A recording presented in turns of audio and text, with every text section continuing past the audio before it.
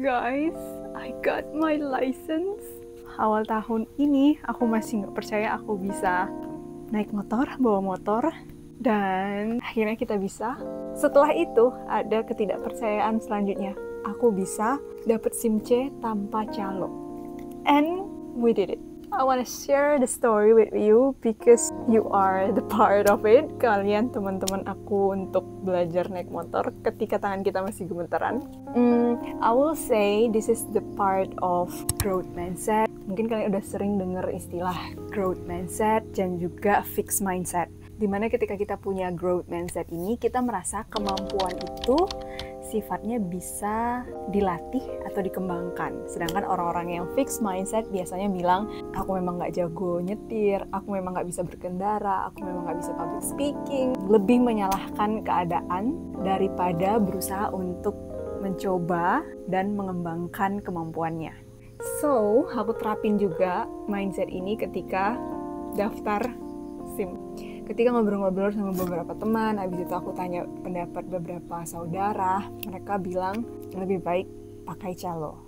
Aku paham point of view dari mereka karena selama ini yang mereka lihat birokrasi Indonesia ketika kita mengurus SIM, yang pertama itu direbetin, yang kedua tesnya itu sulit banget, bahkan ada beberapa orang yang bilang udah berkali-kali tapi belum lulus, dan yang ketiga lama, nunggunya lama, ngantrinya lama. Setelah mendengar semua pendapat itu, yang terpikir di kepalaku adalah gimana kalau aku buktikan sendiri. Dan gimana caranya punya growth mindset ketika situasi tidak mendukung atau ketika orang tidak percaya dengan apa yang kita inginkan atau harapkan. Sebelum aku ujian, aku sempetin untuk ke Polres dulu untuk melihat jalurnya, biar aku tahu apa yang aku hadapi. Aku udah di Polres, tapi aku terlalu malu untuk bertanya. Karena di sana banyak banget polisinya. Takut. Aku sering banget latihan ketika pergi ke sekolah. Jadi di sekolah itu ada garis-garis. Jadi aku ikutin belajar di situ. Setelah itu aku juga coba belajarin teorinya dan membaca buku panduan berkendara. Ini udah jam 6:30. Aku lagi review materi ujian teori SIM C. Akhirnya aku ke satpasnya, deg-degan dari pagi. Aku serahin berkas dan disuruh ngantri. Di situ aku cek ada kata-kata nggak boleh merekam, jadi ya aku tidak merekam apa-apa. To be honest, I'm so nervous, tapi aku udah punya perjanjian ke diriku sendiri sebelumnya. Kalau hari ini lulus, puji Tuhan. Kalaupun tidak lulus, berarti aku harus evaluasi apa yang kurang, apa yang salah, diperbaikin, dan minggu depan mungkin aku akan coba lagi. That's my plan to make me more calm.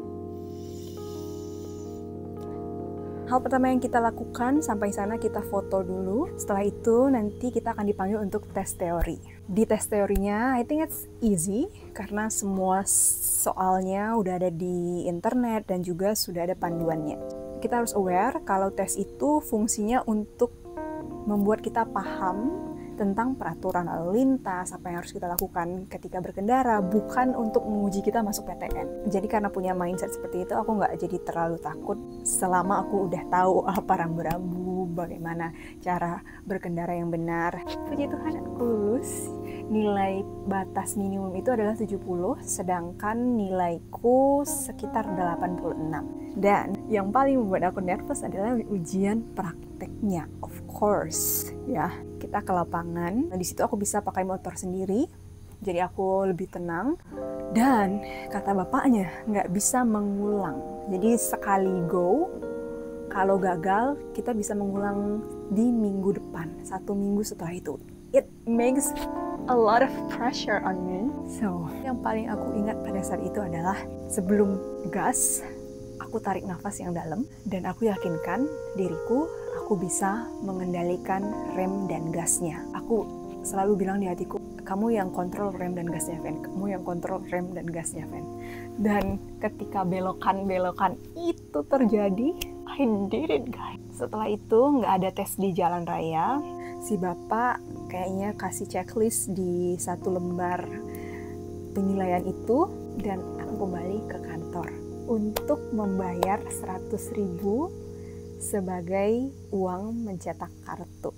And I got this So, mungkin pertanyaan pentingnya adalah gimana caranya punya growth mindset ketika situasi tidak mendukung atau ketika orang tidak percaya dengan apa yang kita inginkan atau harapkan. Aku udah coba menerapkan growth mindset ini berkali-kali. So, ini dia 3 hal yang aku pelajarin ketika mencoba menerapkan growth mindset. Yang pertama, belum itu bukan berarti tidak. Aku masuk UI di percobaan kedua. Dan ketika aku gagal untuk yang pertama kalinya, aku bilang aku cuma belum masuk UI. Dan bukan berarti aku tidak masuk UI. Itu juga yang coba aku tanamkan ketika belajar motor ini.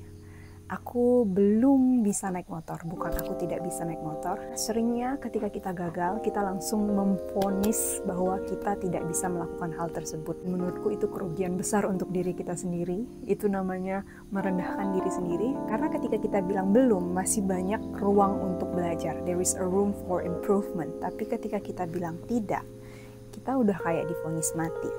So I always keep in my mind kalau aku cuma belum mahir aja, tapi akan mahir. Yang kedua, kita harus punya motivasi yang benar. Karena motivasi yang benar ini akan menjadi sumber energi kita ketika kita gagal atau ketika kita ingin menyerah. Seringkali kita melakukan sesuatu karena motivasi yang bisa dibilang nggak salah sih, tapi tidak memberi kita energi yang kita butuhkan. Punya SIM biar nggak ditilang, kuliah biar bisa kerja, atau ngerjain skripsi biar lulus. Motivasi ini sih nggak salah, tapi menurutku tidak punya energi yang kuat dan tidak membuat kita bertumbuh. Dari awal motivasiku punya SIM C adalah aku ingin tahu apakah aku layak berada di jalan raya tanpa membahayakan orang lain. Dan kalau kalian masih ingat motivasiku naik motor itu, sebenarnya aku ingin tidak memberatkan orang lain ketika aku pergi ke sekolah-sekolah dampinganku. I hope you can see the difference. Ketika motivasi kita hanya untuk kepentingan diri sendiri, berdasarkan keinginan daging kita agar ingin cepat, ingin instan, energi untuk mencapainya juga sangat cepat habis. Sedangkan ketika motivasi kita berdasarkan keinginan untuk belajar, keinginan untuk membantu orang lain, keinginan untuk mencari solusi, energi kita akan susah banget habisnya. Dan you always have a positive energy towards it, even if jalannya nggak cepat mudah, even if kamu akan menemukan kegagalan di depan. Dan yang ketiga, aku selalu percaya kebahagiaan itu nggak datang dari sesuatu yang instan. Aku pernah baca kalau rumus kebahagiaan itu adalah enjoyment plus satisfaction plus meaning. Setelah bisa naik motor, aku mencoba mencari kesenangan dari naik motor itu sendiri. Aku ingat banget ketika kerja, kita berinteraksi dengan banyak orang. Aku merasa capek banget, apalagi misalnya sesuatu tidak berjalan sesuai dengan rencanaku. Dan ketika pulang, aku dapat angin sepoi-sepoi ketika berkendara. Aku ngerasa cukup enjoy. Akhirnya aku sering pulang dari jalan-jalan yang berbeda. Perasaan puas itu datang ketika usaha bertemu dengan hasil. Orang mungkin ngerasa dapat SIM C ya biasa aja. Tapi karena aku tahu usahaku dari yang tidak bisa naik motor sampai bisa punya SIM C tanpa calo, itu buat kepuasan kita itu naik setinggi-tingginya. I believe I am the happiest girl ketika aku dapat ini. Bahkan waktu di ruang tunggu sedang mencetak ini, aku udah kayak SIM. I call my mom and my brother, bilang aku dapat SIM C, dan I'm so excited in that day. I can't stop smiling. Like it's a pure enjoyment, it's a pure joy. I can't describe. My heart is full. That's the point. Dan selanjutnya meaning. Aku ngerasa aku mengusahakan naik motor itu bukan hanya untuk kesenangan diriku aja. Aku tidak ingin merepotkan orang lain. Aku ingin bekerja dengan lebih baik sehingga dampaknya bisa lebih luas. Dan racikan itu yang coba aku lakukan ketika membuat SIM C ini, sehingga aku yakin aku orang yang paling bahagia ketika menerima SIM C, SIM pertamaku. So, apapun yang sedang kalian usahakan, apapun yang sedang kita usahakan, kita perjuangkan, sesulit apapun kelihatannya, setidak percaya pun orang-orang di sekitar kita, kita harus ingat lagi kalau kita hanya belum sampai di tujuan itu. Bukan berarti kita tidak akan sampai. Dan jangan lakukan sesuatu dengan motivasi yang salah, dan selalu maksimalkan kebahagiaan dengan cara menikmati prosesnya, berusaha, dan tidak egois.